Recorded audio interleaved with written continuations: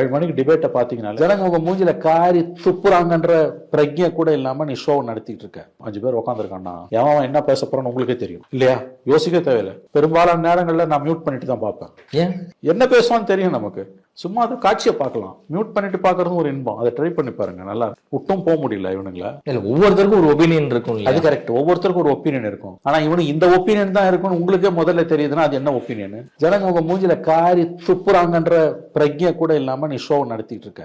சொன்னா கோவம் வருது. எங்க நிலைமையில இருந்து நீ பார்த்தா எப்படிதான் இருக்கும், உன் நிலைமையில இருந்து நான் பார்த்தாலே தான் உண்மை இல்லையா? மியூட் பண்ணிட்டே பார்க்கலாங்க. ஒண்ணுமே தப்பு இல்லைங்க.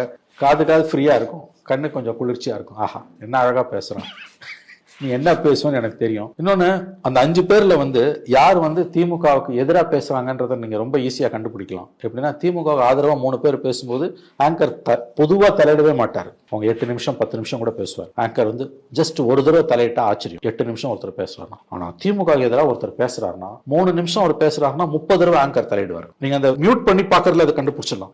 அந்த 3 பேர் பேசும்போது ஆங்கர் தலையிடவே மாட்டார். சரி, இவங்க எல்லாம் டிஎம்கே ஆளு. ஒரு 2 பேர் பேசும்போது ஆங்கர் பூந்து பேசுவார்ல, ஆடியோவே வேணாம் பிரதர்.